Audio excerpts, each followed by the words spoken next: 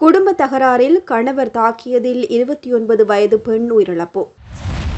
பயங்கரவாத தடை சட்டத்தின் பயன்பாட்டை உடனடியாக நிறுத்தி வைக்குமாறு ஐநா அதிரடி கோரிக்கை. ஓயல் பரீட்சைக்கான விண்ணப்பங்கள் கோரல், காலக்கெடுவை தவறவிட வேண்டாம். டெங்கு கொத்தணிகள் வந்தால் பல்கலைக்கழகங்கள் உடனே மூடப்படலாம். தண்டவாளம் இல்லாமலேயே வீதியில் பயணித்த புகையிரத என்ஜின். நீதிமன்றம் முன்பாக பதட்டம், தனிநபர் திடீர் போராட்டம். நள்ளிரவு முதல் அதிரடியாக விலைகள் குறையும். பொலனறுவை அரலகன் வில பகுதியில் குடும்ப தகராறு காரணமாக கணவரால் தாக்கப்பட்ட 29 வயதுடைய பெண் உயிரிழந்துள்ள சம்பவம் அந்த பகுதியில் பரபரப்பை உண்டாக்கியுள்ளது. பிம்பகுண பகுதியைச் சேர்ந்த இந்த பெண் தாக்குதலுக்கு உள்ளானதை அடுத்து அரலகன் வில மருத்துவமனையில் அனுமதிக்கப்பட்டும் சிகிச்சை பலனின்றி உயிரிழந்துள்ளதாக காவல்துறை வெளிப்படுத்தியுள்ளது. குடும்ப தகராறு காரணமாக இந்த தாக்குதல் நடத்தப்பட்டுள்ளமை முதற்கட்ட விசாரணைகளில் தெரியவந்துள்ள நிலையில் சம்பவம் தொடர்பாக விசாரணைகளை ஆரம்பித்துள்ள காவல்துறையினர் தலைமறைவாக உள்ளதாக கருதப்படும் பெண்ணின் கணவரான சந்தேக நபரை தேடி தீவிர சோதனைகளை மேற்கொண்டு வருவதும் குறிப்பிடத்தக்கது. நாமல் ராஜபக்ஷ முன்னாள் ஜனாதிபதி மஹிந்த ராஜபக்ஷவின் மகன் என்பதை அனுர அரசு மறந்துவிட்டது என்றும் சிறைச்சாலைகளை காண்பித்து நாமலின் அரசியல் பயணத்தை ஒருபோதும் ஒடுக்கிவிட முடியாது என்றும் ஸ்ரீலங்கா பொதுஜன பெரமுன கட்சி சூளுரைத்துள்ளது. இந்த கட்சியின் நாடாளுமன்ற உறுப்பினர் டிவி சாணக்க சமகால அரசியல் நிலவரம் குறித்து ஊடகங்களிடம் கருத்து கூறிய நேரம் இதனை கூறியுள்ளார். அரசுக்கு எதிரான அரசியல் அடக்குமுறைகளை முன்னெடுப்பதற்காகவே தமக்கு விசுவாசமான அதிகாரிகள் இருவரை குற்றப்புலனாய்வு திணைக்களம் மற்றும் போலீஸ் உயர் பதவிகளுக்கு ஜனாதிபதி அனுர நியமித்துள்ளார். காரணம், இப்போதைய ஆட்சியாளர்களுக்கு நாமல் ராஜபக்ச தான் தங்களுக்குரிய பிரதான அரசியல் சவால் என்பது மிகவும் நன்றாகவே புரியும்.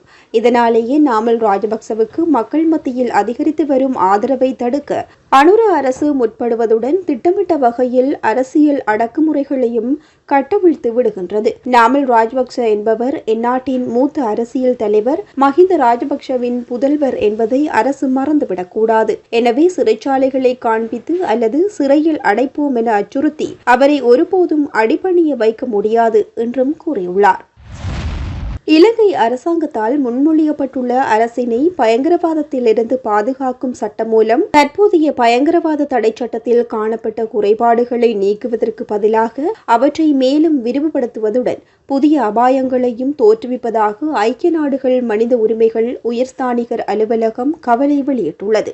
இதுகுறித்து இலங்கை அரசாங்கத்திற்கு அனுப்பியுள்ள கருத்து படிவத்தில் இந்த வரைவில் இருக்கும் தெளிவற்ற மற்றும் பரந்த வரையறைகளால் அளவுக்கு அதிகமான குற்றமயமாக்கல் உண்டாகும் என ஐநா சுட்டிக்காட்டியுள்ளதோடு கருத்து சுதந்திரம், ஒன்று கூடுதல் மற்றும் ஊடக சுதந்திரம் போன்ற அடிப்படை உரிமைகள் ஒடுக்கப்பட்டு பொதுவெளி பெருகிய முறையில் கட்டுப்படுத்தப்படும் என்றும் எச்சரித்துள்ளது.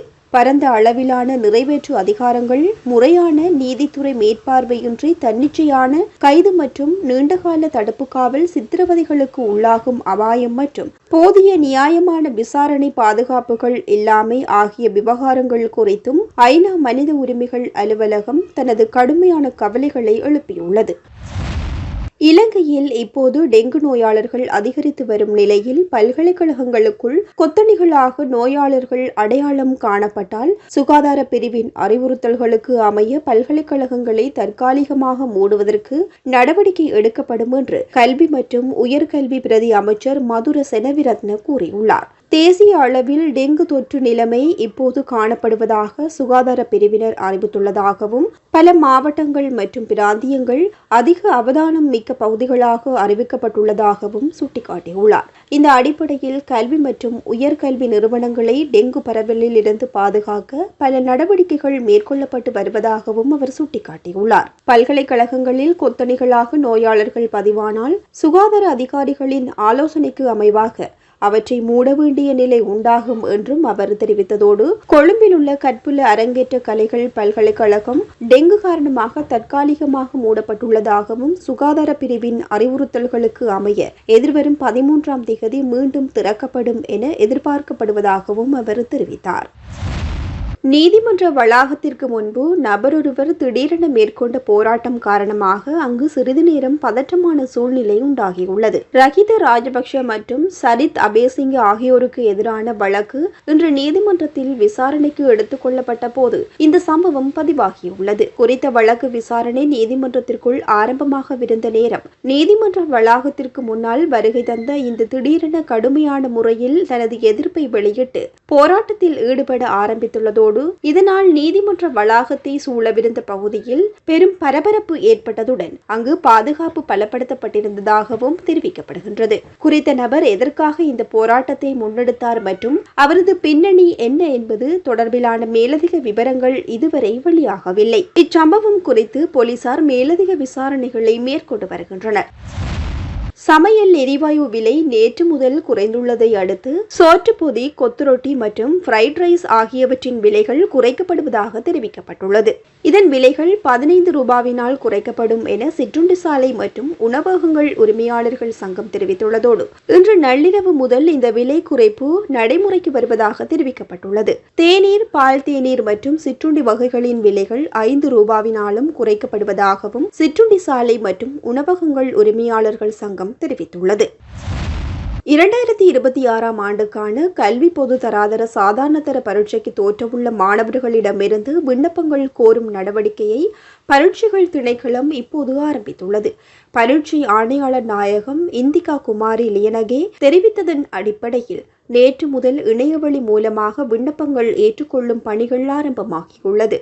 இந்த விண்ணப்பங்களை சமர்ப்பிப்பதற்கான இறுதி திகதி இம்மாதம் 23ஆம் திகதியாக நிர்ணயிக்கப்பட்டுள்ளதால் தகுதியுடைய விண்ணப்பதாரர்கள் காலக்கெடுவுக்கு முன்னதாகவே தங்களது விண்ணப்பங்களை சமர்ப்பிக்குமாறு அறிவுறுத்தப்பட்டுள்ளது. பாடசாலை மாணவர்கள் தங்களது பாடசாலை அதிபர்கள் ஊடாக விண்ணப்பங்களை அனுப்பி வைக்க வேண்டும் என்பதோடு தனிப்பட்ட பரீட்சார்த்திகள் பரீட்சைகள் திணைக்களத்தின் நடைமுறைகளுக்கு அமைவாக தங்களது விண்ணப்பங்களை நேரடியாக சமர்ப்பிக்க முடியும் எனவும் தெரிவிக்கப்பட்டுள்ளது. காலக்கெடுவுக்கு பின் விண்ணப்பங்கள் ஏற்றுக்கொள்ளப்படுமா என்பது தொடர்பில் இதுவரை எந்த அறிவிப்பும் வெளியிடப்படாத நிலையில் விண்ணப்பதாரர்கள் இறுதி நாள் வரை காத்திருக்காமல் முன்கூட்டியே விண்ணப்பிக்கும்படி பரீட்சைகள் திணைக்களம் வலியுறுத்தியுள்ளது. முதன்முறையாக இலங்கை புகையிரத சேவை வரலாற்றில் தண்டவாளங்களை பயன்படுத்தாமல் பிரதான பொது வீதி வழியாக புகையிரத என்ஜின் ஒன்று வெற்றிகரமாக கொண்டு செல்லப்பட்ட சம்பவம் நேற்று இரவு நடந்துள்ளது. M5 வகையைச் சேர்ந்த 781 இலக்க புகையிரத என்ஜின் கண்டியிலிருந்து பேராதனை நோக்கி விசேட கனரக வாகனத்தின் மூலம் பிரதான வீதி வழியாக எடுத்து செல்லப்பட்டுள்ளது. குறித்த நடவடிக்கை மலையக புகையிரத பாதையில் ஏற்பட்ட சேதங்களை சீரமைக்கும் பணிகளை விரிவுபடுத்தும் நோக்கில் மேற்கொள்ளப்பட்டுள்ளதோடு அண்மையில் வீசிய டிட்வா புயல் காரணமாக கடுகண்ணாவ கம்பளி இடையிலான மலையக புகையிரத பாதை கடுமையாக சேதமடைந்தது. இதனால் அந்த பகுதியில் புகையிரத போக்குவரத்து பாதிக்கப்பட்டதோடு தண்டவாளங்களை சீரமைக்கும் பணிகளிலும் சிக்கல் உண்டாகியுள்ளது. தற்போது சில பகுதிகளில் மட்டுமே புகையிரத சேவை நடைபெற்று வரும் நிலையில் சேதமடைந்த பகுதிகளுக்கு தேவையான என்ஜின்களை கொண்டு செல்ல முடியாத நிலை ஏற்பட்டிருந்தது. பேராதனை கழுபாலம் பகுதியில் நடைபெற்று வரும் பராமரிப்பு பணிகள் இன்னும் நிறைவடையாததால் கண்டி பேராதனை இடையிலான புகையிரத பாதையும் மூடப்பட்டிருந்தது. இதனை அடுத்து மாற்று வழியாக பிரதான நெடுஞ்சாலை வழியாக என்ஜினை எடுத்து செல்லும் முடிவை புகையிரத திணைக்களம் எடுத்ததும் குறிப்பிடப்பட வேண்டிய விடயமாகும். வெனிசுவேலாவில் உண்டாகிய இரட்டை நிலநடுக்கங்களால் 885 கட்டடங்கள் சேதமடைந்துள்ளதோடு மேலும் 189 கட்டடங்கள் முற்றிலுமாக இடிந்து விழுந்துள்ளன. நிலநடுக்கத்தால் உயிரிழந்தவர்களின் எண்ணிக்கை 2645 அதிகரித்துள்ளதோடு காயமடைந்தவர்களின் எண்ணிக்கை 12666 அதிகரித்துள்ளதாக சர்வதேச ஊடகங்கள் செய்தி வெளியிட்டுள்ளது. இதுவரை 6462 பேர் மீட்கப்பட்டுள்ளனர். 3300க்கும் மேற்பட்ட சர்வதேச மீட்பு குழுக்களும் அந்நாட்டின் இராணுவத்தைச் சேர்ந்த சுமார் 30,000 உறுப்பினர்களும் நிவாரண பணிகளில் ஈடுபட்டுள்ளதும் குறிப்பிடத்தக்கது.